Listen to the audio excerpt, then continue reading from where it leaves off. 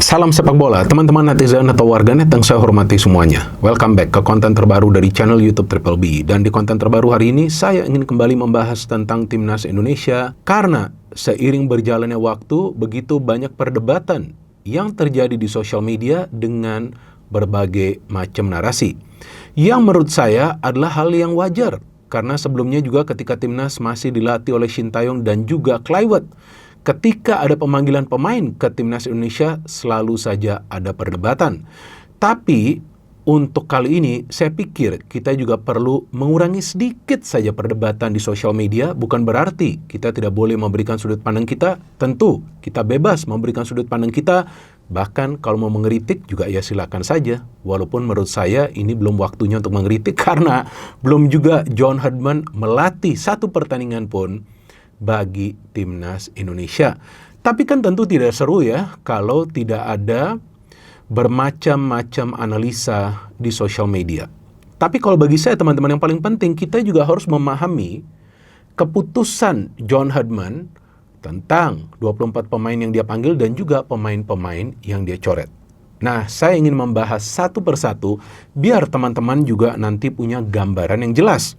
Pertama-tama tentu tentang pemain-pemain yang dipanggil oleh John Herdman yang ada pro dan juga tentu kontranya. Karena hal ini akan berjalan terus sampai nanti FIFA Match Series ini berakhir ya. Mungkin setelah FIFA Match Series ini berakhir, jelang ke Piala AFF juga akan ramai sekali. Dan saya pikir ya itulah yang akan menambah serunya pembahasan di sosial media, asalkan kita juga jangan menghujat atau juga berkomentar secara rasis ya. Hal seperti itu tentu tidak diperbolehkan. Memang kadang-kadang kita emosional, kita merasa kecewa sampai tentunya marah, tapi kita juga harus menahan diri teman-teman. Kalau mau mengkritik, silakan berikan kritikan kalian pakai etika tentunya.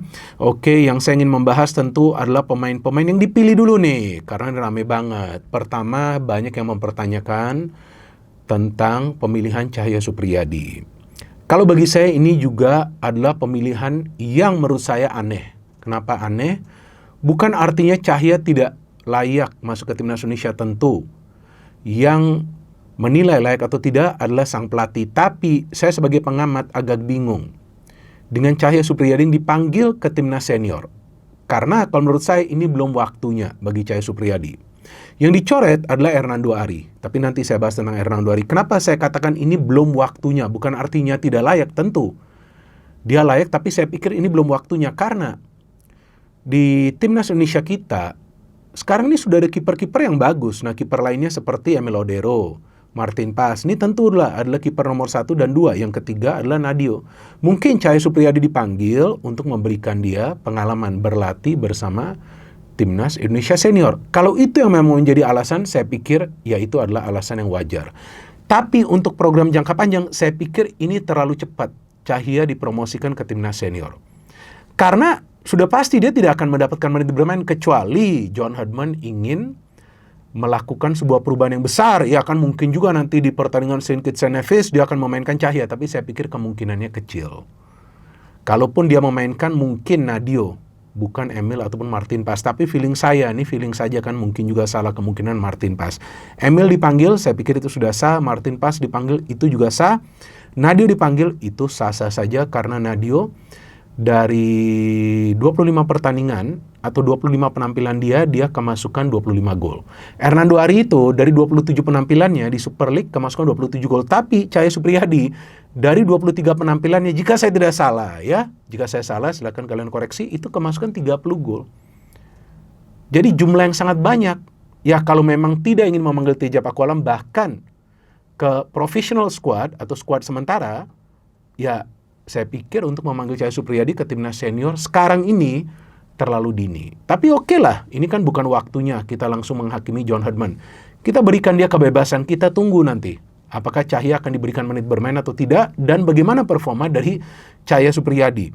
Karena usianya juga sebetulnya tergolong muda bagi penjaga gawang kan.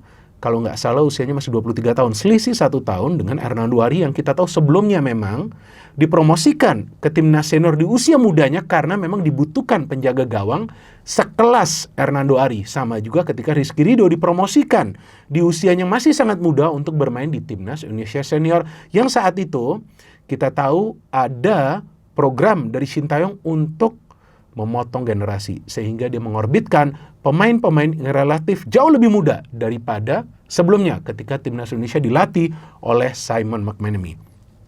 Oke, di pertahanan Dean James ini nggak perlu berdebat. Donny Pamungkas, masih saya membaca beberapa komentar di sosial media kenapa bukan Tim Gepens yang dipanggil. Pak, kalian harus paham dulu Donny ini juga sebelumnya bermain di timnas U22 dan juga di U20 dan dia pemain yang sangat konsisten permainannya.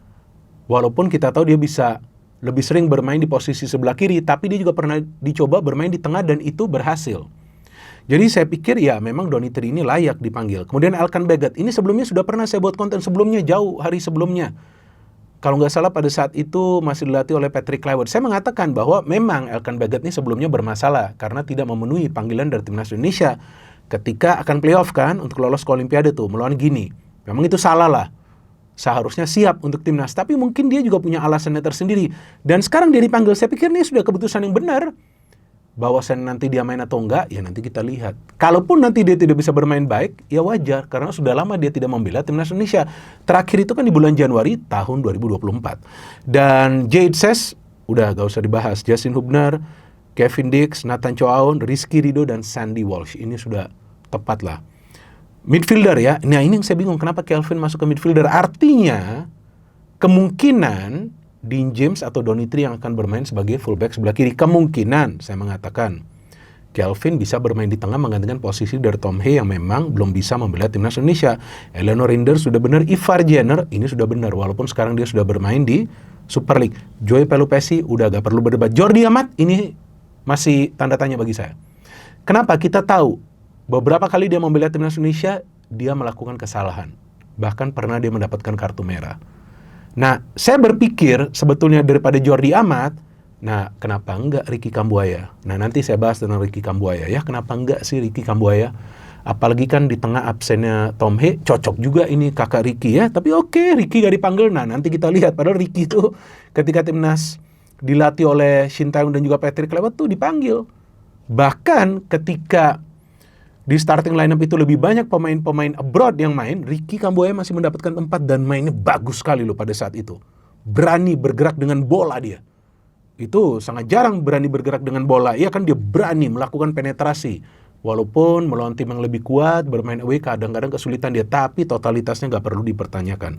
Beckham Putra Nugraha, nah ini juga perdebatan nih. Kenapa kok Beckham Putra ini dipanggil? Sebelumnya kan mainnya jelek. Waktu membela timnas Indonesia senior, nah saya sudah jelaskan bahwa Beckham ini sebetulnya lebih idealnya masuknya sebagai pemain pengganti. Masukkan dia ketika para pemain tim lawan staminanya sudah mulai menurun. Mainkan dia. Pasti nanti dia akan menyulitkan para pemain tim lawan dan dia adalah tipe pemain yang akan membuat para pemain tim lawan itu emosional. Dan ketika pemain tim lawan itu emosional, maka mereka akan lebih sering melakukan pelanggaran. Kalau dia dilanggar, nah tentu timnas kita harus memanfaatkan situasi set piece. Mauro Zilstra ini yang paling banyak nih diperdebatkan di sosial media. Saya ingin memberikan penjelasan yang singkat. Mauro Zilstra memang tidak banyak mendapatkan menit bermain sekarang ketika dia sudah membela Persija Jakarta dan sebelumnya juga. Kalau saya lihat nih dari track record di Volendam juga gak berapa banyak menit bermainnya. Kenapa dia dipilih? Ya kan, kenapa enggak Ezra Walian? Soal Ezra nanti saya bahas, tapi kalau feeling saya, ini kan feeling saya nih, Mauro Zilstra ini dipilih karena sebelumnya dia sudah punya pengalaman membela timnas Indonesia senior dan timnas Indonesia U22. Timnas Indonesia U22 itu dia membela ketika di SEA Games, walaupun biasa saja permainannya. Ini feeling saya, karena itu dia dipanggil ke timnas Indonesia senior, walaupun saya gak yakin sih dia akan mendapatkan menit bermain, kecuali timnas kita sudah unggul telak, mungkin dia akan dimainkan. Ragnar Orotmangun, oke sudah pasti Ragnar ya. Akan kembali terpilih. Ramadan Sananta, saya gak tahu bagaimana performa dia main abroad, tapi dia pada saat itu dilatih oleh Sintayong dan juga oleh Patrick Kluivert, ya biasa saja performanya bagi timnas. Tapi ya mungkin daripada hoki, maka dipilih adalah Ramadan Sananta yang memang adalah natural striker atau striker murni. Jakob Sauri tentu penting ini pemain. Oleh Romani kita tahu jelas Oleh Romani dibutuhkan pemain yang memberikan solusi bagi timnas kita dalam urusan mencetak gol. Sayangnya sebelum round 4 itu dia cedera ya, karena dia bermain di Piala Presiden. Sayang juga ya pada saat itu ya. Oke, sekarang saya ingin membahas tentang pemain-pemain yang dicoret. Hernando Ari. Hernando Ari ini memang kalau dari jumlah kemasukan lebih sedikit lebih sedikit daripada Cahaya Supriyadi. Tapi teman-teman perhatikan, kadang-kadang yang dia kemasukan gol itu adalah sebetulnya bukan peluang-peluang yang sulit bagi para pemain tim lawan, atau yang sebetulnya bukan peluang-peluang yang bisa dia tepis, tapi kadang-kadang terlalu mudah dia kemasukan gol. Feeling saya mungkin karena itu maka yang dipilih Cahya untuk memberikan dia pengalaman berlatih bersama timnas Indonesia senior. Dan di belakang Fajar Fatur Rahman, saya pikir ya wajar kalau dia memang tidak menjadi bagian dari final squad. Di Persija saja dia belum bisa nyetel. Muhammad Ferrari, saya dari awal kaget dia dipanggil ke professional squad, tapi akhirnya dia dicoret. Yance Sayuri, kenapa dia akhirnya tidak masuk final squad? Karena di sebelah kiri itu sudah banyak pemain, Pak. Ya, siapa lagi yang mau dimainkan? Maka itu juga kalau menurut saya tim Gapens tuh gak dipanggil karena itu. Karena sudah terlalu banyak pemain di posisi sebelah kiri. Dia mau dipanggil juga nggak akan muat itu.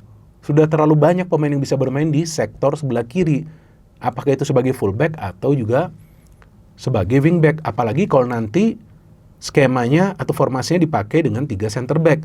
McLeod, saya sudah katakan sebelumnya bahwa McLeod ini kalau di kompetisi domestik kita bagus. Kalaupun dia dipanggil ke timnas senior, maka dia akan lebih ideal untuk membantu dalam hal-hal non-teknis. Oke? Ricky Kambuaya, ini yang saya sangat sayangkan. Saya nggak ngerti apakah Ricky cedera atau bagaimana.